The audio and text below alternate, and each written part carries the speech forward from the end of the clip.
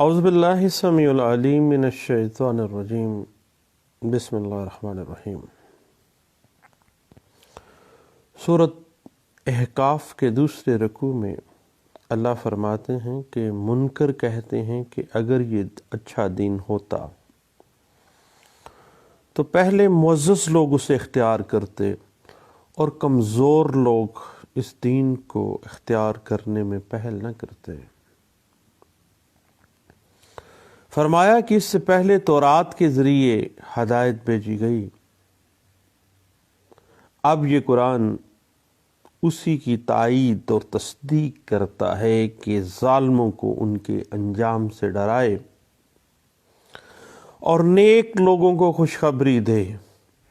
اور ایمان لانے والوں اور اس پر قائم رہنے والوں کو نہ خوف ہے نہ رنج ہے، ان کا ٹھکانہ جنت ہے جہاں وہ ہمیشہ رہیں گے۔ فرمایا کہ ہم نے ماں باپ کا شکر ادا کرنے کی ہدایت کی ہے، اس میں ماں کا حق زیادہ ہے کہ اس نے بڑی مشقتیں برداشت کی، پھر دعا کرنا سکھائی۔ پھر اللہ فرماتے ہیں کہ قبر سے دوبارہ زندہ ہونے کا انکار کرنے والے عذاب سمیٹ رہے ہیں۔ پھر اللہ فرماتے ہیں کہ قیامت کے دن منکرین کو دوزخ کے اوپر کھڑا کیا جائے گا کہ تم نے آخرت کو چھوڑ کر دنیا کو اختیار کیا، اب یہاں فقط ذلیل کرنے والا عذاب ہے،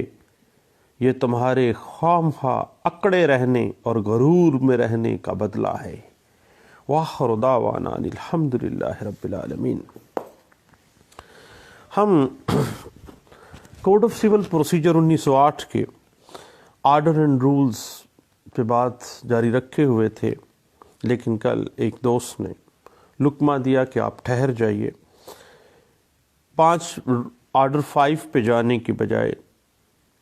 سروس آف سمنس کو بعد میں ڈسکس کیجئے گا۔ پہلے اپوائنٹمنٹ پروسیجر ایک ایڈوکیٹ کا ان سوٹ، ایک سول سوٹ میں جو اپوائنٹمنٹ ہے ایک ایڈوکیٹ کی، اس کی پارس کیا ہیں، اس کی اپوائنٹمنٹ کا پروسیجر کیا ہے، اس کو آرڈر 3 رول 4 کے تناظر میں پراپرلی تھوڑا سا انٹرپریٹ کریں، پھر آگے جائیں گے۔ تو میں خوش ہوا کم از کم کوئی لوگ ایسے بھی ہیں جو کم از کم میرے اس کاوش کو سنتے بھی ہیں۔ اس سے پہلے آپ کو پتہ ہے کہ میں نے سی پی سی 1908، لمیٹیشن ایکٹ 1908 اور land revenue act 1967، land revenue کے رولز جو اور اسپیسیفک ریلیف ایکٹ 1877، ان کے مختلف تراجم اور کمپائلیشن کی اس کی، اور ایک پبلشر کو دیا کہ یہ آپ پبلش کیجئے گا، لیکن انہوں نے بگاڑا تھا اس سارے نظام کو، جو ترتیب تھی اس کو چینج کر دیا، مختلف اور کتابوں میں میرے مواد کو شامل کر دیا۔ پھر میں نے یہی سوچا تھا کہ نہیں یار، اب کتاب، زمانہ بدل چکا ہے، اب کتاب صفحات کی بجائے ہوا میں ہے، اور انٹرنیٹ کا دور ہے، کیوں نہ ہم جس طرح امریکہ کی 75% یونیورسٹیز جو ہیں وہ آن لائن ہی ان کا ایزی وے میں لیکچرز چل رہے ہیں، انڈینس میں بھی اسی طرح ہی ہے، تو کیوں نہ ہم پاکستان میں یہ سلسلے کا آغاز کریں۔ اور پھر الحمدللہ اب میرے بہت سے فاضل دوست اسی پروجیکٹ پہ کام کر رہے ہیں، اور بہت زیادہ چینلز جو ہیں وہ سامنے آ گئے ہیں۔ ہم اپنے اصل مدعا کی طرف آتے ہیں۔ آرڈر 3 رول 1 میں آپ کو پتہ ہے کہ حاضری عدالت وغیرہ یا سالتاً یا بذریعہ وکیل یا بذریعہ ریکگنائزڈ ایجنٹ جو ہے وہ ہو سکتی ہے، مگر رول 1 آرڈر 3 واضح کر دیتا ہے کہ اگر عدالت نے اصالتاً حاضر ہونے کا حکم دیا ہے تو فریق مذکور کو اصالتاً حاضر ہونا پڑے گا۔ اس بات کی انٹرپریٹیشن 1997 MLD پیج 549 میں بھی کی گئی تھی، اور آپ کو پتہ ہے کہ جو آرڈر 3 رول 4 ہے، وہ appointment and authorities of a pleader, ایک ایڈوکیٹ جو ایک سوٹ کے اندر اپوائنٹ کیا جاتا ہے، اس سے متعلقہ ہے۔ تو ہم آگے چلتے ہیں کہ بنیادی طور سے وکیل جو ہے وہ شخص ہے جو فریق مقدمہ کی طرف سے مقدمات کی پیروی کے لیے عدالت میں پیش ہوتا ہے، اور وکیل کا تقرر جس تحریری تقرر نامے کے ذریعے اپوائنٹمنٹ ہوتی ہے وہ آپ کو پتہ ہے کہ وکالت نامہ کہلاتا ہے۔ ہر وکالت نامے ہم سب کا ڈیلی پروسیجر ہم دیکھتے ہیں اپنے پروسیجر میں، اس کے اہم انگریڈینٹس کون کون سے ہیں۔ جس شخص نے وکیل کا تقرر کیا ہے وکالت نامے کے اوپر، پہلی چیز اس کے دستخط ہونے چاہیے۔ دوسری، جس وکیل کا تقرر کیا گیا ہے اس وکیل صاحب کے دستخط ہونے چاہیے۔ جو شخص دستخط نہیں کرتا وہ انگوٹھا کا نشان لگا سکتا ہے، اور اس کے انگوٹھے کی تصدیق وہ شخص کرے گا جسے کوئی بھی اتھارٹی کورٹ نے دی ہے، اور کسی وکیل کا یہ حق ہے وہ کسی عدالت میں پیش ہو کر کسی مقدمے کی جس میں اس کو ایک پلیڈر مقرر کیا گیا ہے اس کی پیروی کرے۔ یہ بنیادی طور پر ان رولز کے اوپر ڈیپینڈ کرتا ہے جو مختلف ہائی کورٹس نے اور مختلف بار کونسلز نے وکلاء کے پیش ہونے کے لیے، وکلاء کی اپوائنٹمنٹ کے لیے واضح کیے ہیں۔ وکلاء کے پیش ہونے کے حوالے سے آپ کو پتہ ہے کہ legal practitioner and bar council act 1973 جو ہے وہ ہمیں اس حوالے سے گائیڈ لائنز دیتا ہے، اور ان رولز کے اندر جو legal practitioner and bar councils act 1973 ہے اس میں واضح ہو جاتا ہے کہ وکلاء کن عدالتوں میں کن شرائط کے تحت جو ہے وہ پیش ہو سکتے ہیں۔ اس بات کی مزید انٹرپریٹیشن اگر ہم دیکھنا چاہیں تو 1977 Quetta high court P L D page 45 ہے، P L D 1983 Lahore high court page 206 ہے، اور اگر ہم اس کی بنیادی کچھ انگریڈینٹس کو دیکھنا چاہیں اور legal practitioner and bar council act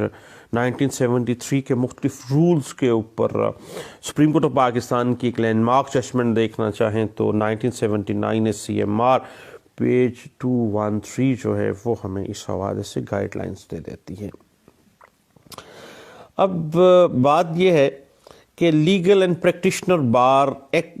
bar council act 1973 جو ہے وہ دو چیزوں کا تعین کرتا ہے۔ پہلی بات یہ ہے کہ کن عدالتوں میں وکیل اور کن شرائط کے تحت اس نے اپوائنٹ ہونا ہے، یعنی پیش ہونا ہے۔ اس کے بعد جب وکیل کا تقرر جو ہے وہ پلیڈنگز پیش کرنے کے لیے ہوا ہے تو اس صورت میں آپ کو پتہ ہے کہ اپنی حاضری کے متعلق اپنے دستخط کے ساتھ ایک میمورنڈم آف اپیرنس بھی پیش کر دیتا ہے، محض اگر اس کو پلیڈنگز کے لیے رکھا گیا ہے، ابھی اس نے باقاعدہ اس کی کلائنٹ کے ساتھ اپوائنٹمنٹ جو ہے وہ اگر طے نہیں بھی پائی گئی ہے، پھر بھی اگر صرف عدالت میں پیشی کے لیے اس کو کیا گیا ہے یا پلیڈنگز کو پیش کرنے کے لیے کیا گیا ہے تو وہ میمورنڈم آف اپیرنس میں اپنے سگنیچر کر کے پیش ہو سکتا ہے۔ اب بات آ جاتی ہے میمورنڈم آف اپیرنس جو ہم دیتے ہیں سیول سوٹس کے اندر، ایک وکیل کی طرف سے پیش کی جانے والی جو میمورنڈم آف اپیرنس ہے اس کی اہم انگریڈینٹ کون کون سے ہیں۔ پہلی چیز ہے کہ فریق مقدمہ کا نام، جس فریق کی طرف سے عدالت میں وہ پیش ہو رہا ہے اس پارٹی کا پورا نام، اس کی قومیت، اس کا تمام، اور اس شخص کے بارے میں لازمی میمورنڈم آف اپیرنس میں لکھنا ہے۔ ایسوسیشن بار بار آج کل کمپنی لا دیکھ رہے ہیں تو اس حوالے سے ذہن میں آ جاتا ہے۔ تو میمورنڈم آف اپیرنس میں جس شخص نے اس وکیل صاحب کو عدالت میں پیش ہونے کے اختیار دیا ہے اس کا مکمل نام لکھنا ہوگا، اور اس حوالے سے اگر آپ مزید دیکھنا چاہیں تو P L D 1983 Lahore high court page 206 میں اور 1990 ایم ایل ڈی پیج 1261 میں بھی اس کو ڈسکس کیا گیا، اور 1980 CLC پیج 1932 اور PLJ 1984 supreme court of Azad Jammu and Kashmir کا فیصلہ اور پیج 54 میں بھی اس بات کو ڈسکس کیا گیا تھا۔ اس کے بعد اسی بات کو PLD 1990 سپریم کورٹ پیج 800 میں بھی اسی بات کو ڈسکس کیا گیا تھا۔ اگر اسی چیز کی جو میمورنڈم آف اپیئرنس کی لیگل نیچر اینڈ سکوپ پہ آپ دیکھنا چاہیں تو آپ کو تھوڑا سا بیک پہ جانا پڑے گا۔ ہمیں 90s کی آغاز میں انگریز دور میں all India reporter 1936 Lahore high court page 199 کو دیکھنا پڑے گا، اور all India reporter 1940 Bombay high court page 272 کے اندر بھی ہمیں یہ تمام پرنسپلز جو میمورنڈم آف اپیئرنس کے حوالے سے طے کیے گئے تھے، اور بعد میں یہ میں نے آپ کو بتایا کہ سپریم کورٹ آف پاکستان میں بھی اس حوالے سے 1979 SCMR پیج 213 میں، اور PLD 1990 سپریم کورٹ پیج 800 میں بھی اسی بات کو ڈسکس کیا گیا تھا۔ اس کے بعد آپ کو پتہ ہے کہ جب کسی وکیل کا تقرر کسی مکمل سوٹ کے لیے کیا گیا ہے اور وہ کسی دوسرے وکیل کو اس مقدمے میں پلیڈنگز کو پیش کرنے کے لیے مقرر کر سکتا ہے، اور اس حوالے سے اگر ہم دیکھیں تو نہ ہی دوسرے وکیل کو پیش کرنے کے حوالے سے اس کو کسی قسم کی کوئی وکالت نامے نئے کی ضرورت پڑتی ہے، اور نہ ہی کسی قسم کی کوئی میمورنڈم آف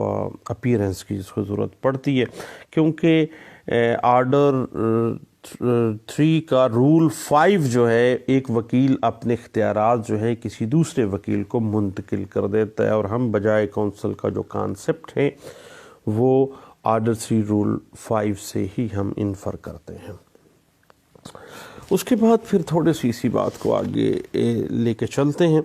کہ ایک وکیل کی تقرری اس وقت تک ہوتی ہے جب اسے عدالت کی اجازت سے کسی بھی فریق کی طرف سے تحریری طور پر ختم کر دیا گیا ہو، یا وکیل کو جب تک فیس ادا نہیں کر دی جاتی اس وقت تک وہ مقدمے کی پیروی جو ہے وہ بیچارہ اوکھے پینڈے کرتا رہے گا، لیکن پھر اگر زیادہ معاملہ نہیں کلائنٹ دیتا تو پھر وہ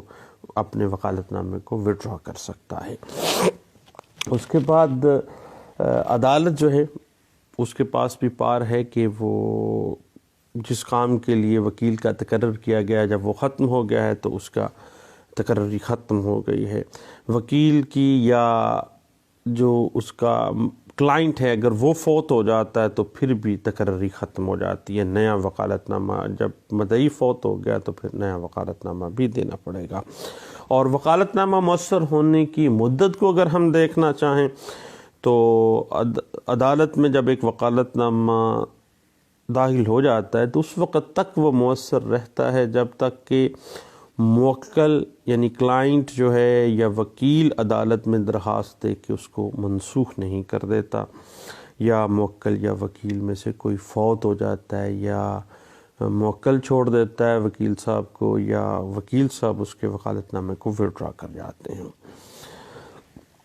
اگر کوئی وکیل کسی تحریری وکالت نامے کے بغیر پلیڈ کرتا ہے تو یہ بنیادی طور پہ قانون اور CPC 1908 آرڈر 3 جو ہے اس بات کی ہمیں اجازت نہیں دیتا۔ البتہ دو باتیں ذہن میں رکھیے گا کہ چونکہ اپیل جو ہے that is the continuity of that specific suit جس میں وہ اپوائنٹ ہوا ہے ایک پلیڈر، تو اپیل میں نیا وکالت نامہ داخل کرنے کی اس کو ضرورت نہیں ہے۔ اگر ڈگری ہو گئی ہے تو ایگزیکیوشن پروسیڈنگز کے اندر بھی نیا وکالت نامہ داخل کرنے کی ضرورت نہیں ہوتی ہے، کیونکہ وہ اسی سوٹ کو پروسیڈ کر رہا ہے، اسی کی ایگزیکیوشن چل رہی ہے۔ اور اسی حوالے سے آپ مزید دیکھنا چاہیں تو PLD 1984 سپریم کورٹ پیج 12 ہے، 1990 CLC پیج 301 ہے، اور PLD 1985 Lahore high court page 491 ہے۔ اور اسی بات کو یاد رکھیے گا کہ وکالت نامے میں کسی نقص کی بنا پر جو ہے دائری دعویٰ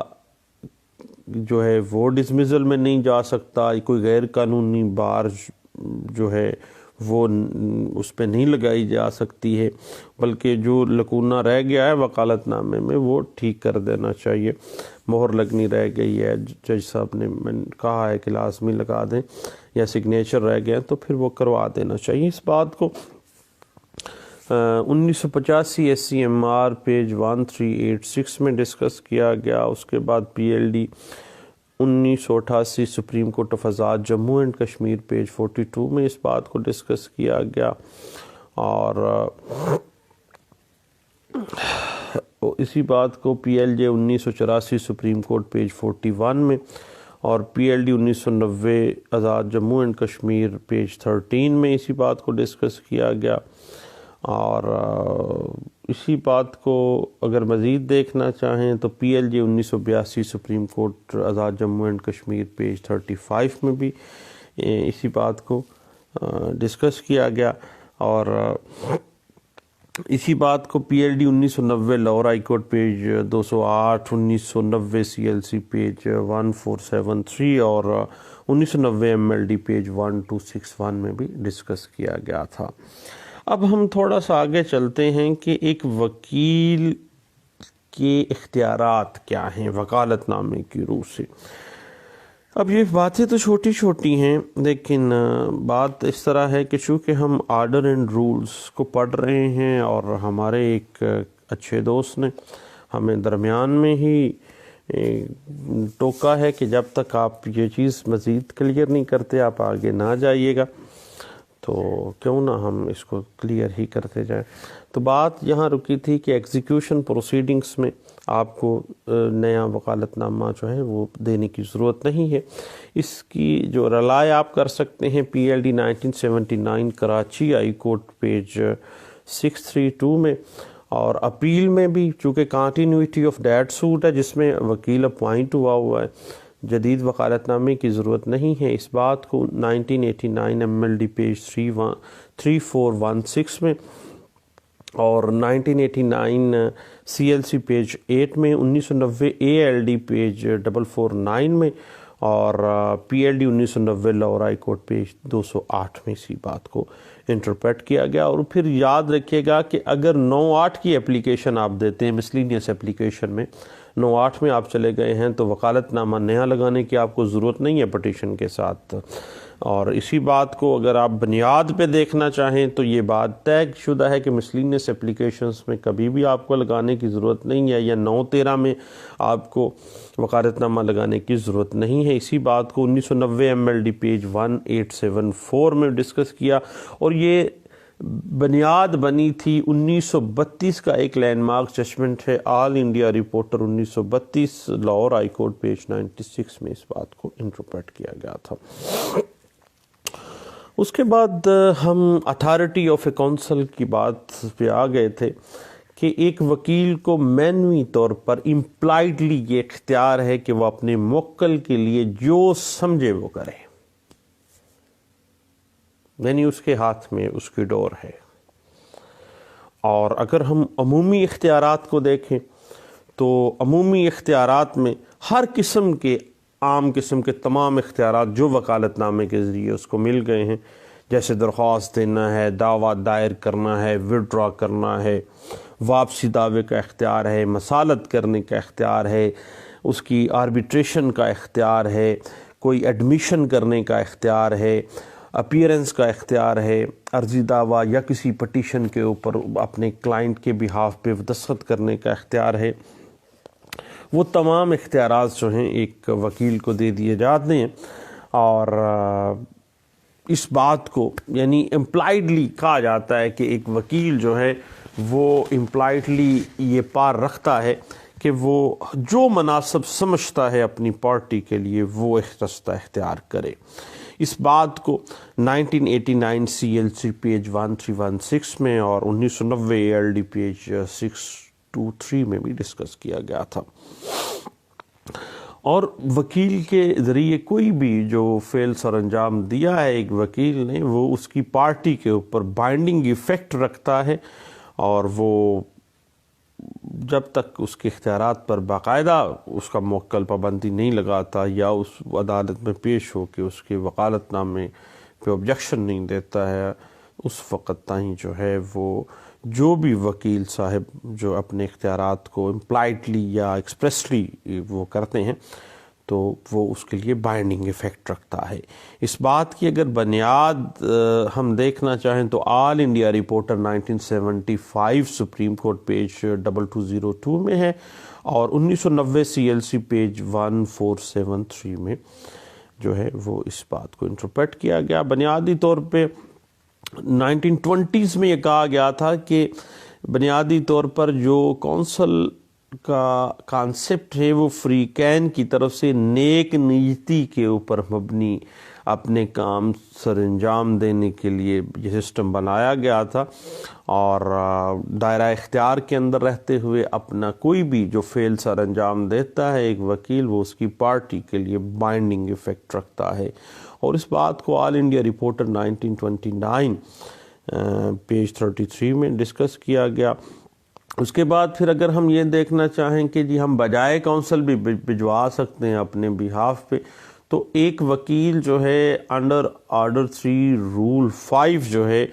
اپنا اختیار دوسرے وکیل کو بھی منتقل کر سکتا ہے۔ اس حوالے سے all India reporter 1922 Calcutta high court page 515 جو ہے وہ اس کی بنیاد فراہم کرتی ہے، اور یہ بات بعد ازاں بارہا دفعہ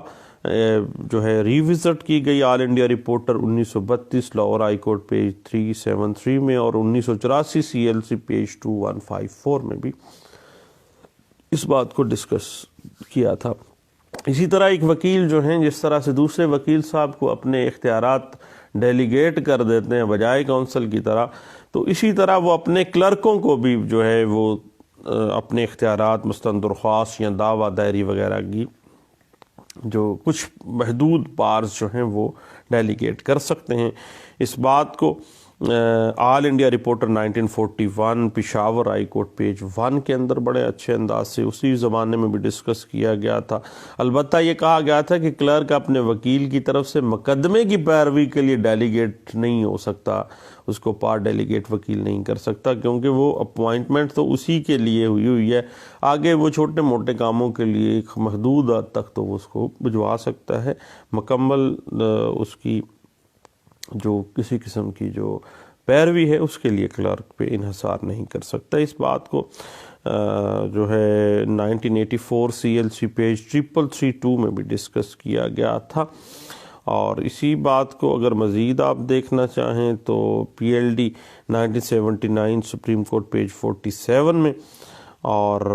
یاد رکھیے گا کہ ایک وکیل جو ہے وہ اپنے کلائنٹ کے بہاف پہ دعوے کو واپس لینے کا مجاز بھی ہے،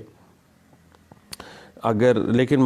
شرط ایک ہے کہ اس کی پاور آف اٹرنی جو وکیل صاحب کو دی ہے اس کے اندر یہ باقاعدہ ریٹن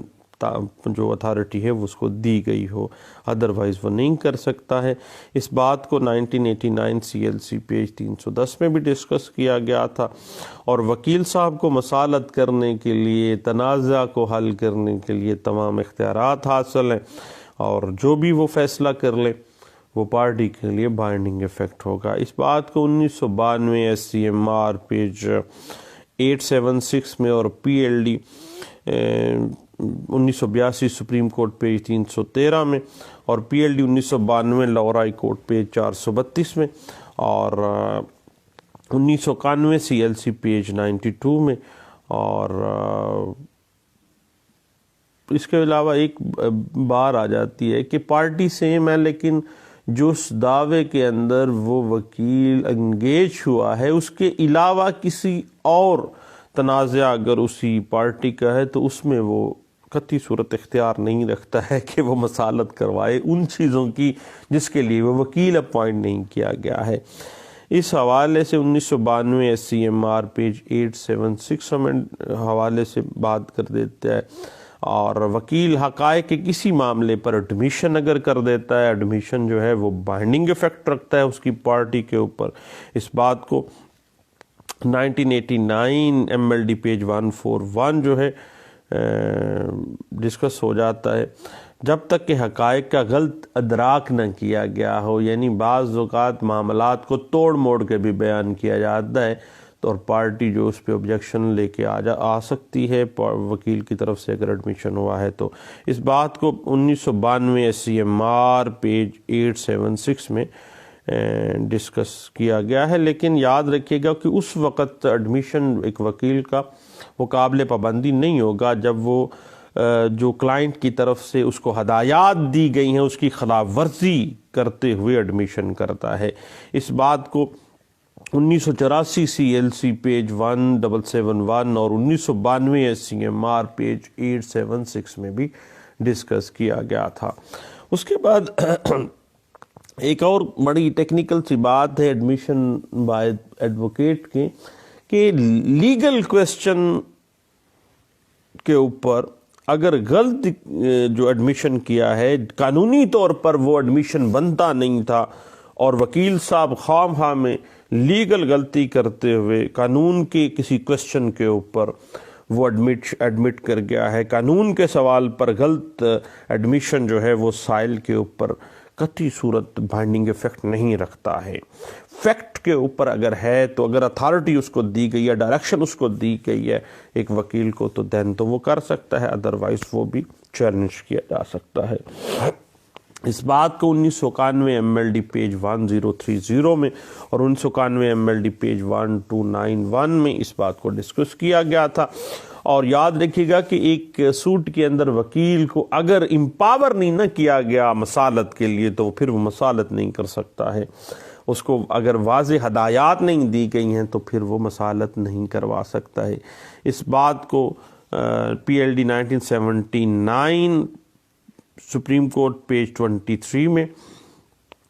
اور اگر اس کو اتھارٹی باقاعدہ دی گئی ہے، باقاعدہ امپاور کیا گیا ہے بذریعہ اس کے وکالت نامے کے کہ یہ مسالت بھی کروا سکتا ہے، تو پھر ایک بااختیار وکیل دعوے میں مسالت کروانے کا بھی مجاز ہے۔ اس بات کو 1980 CLC پیج 337 میں جو ہے ڈسکس کیا گیا۔ بنیاد اس کی یہ ہے کہ وکالت نامے کی جو انٹرپریٹیشن ہے in the light of order 3 rule 4 جو ہے وہ بڑی اسٹرکٹلی وہ کی جانی چاہیے۔ جس چیز کی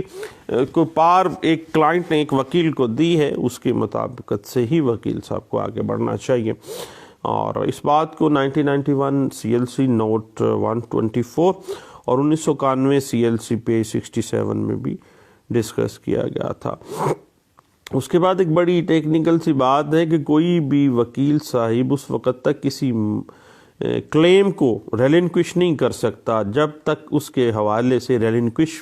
کرنے کے حوالے سے اس کو باقاعدہ بااختیار نہیں کیا گیا۔ اس بات کو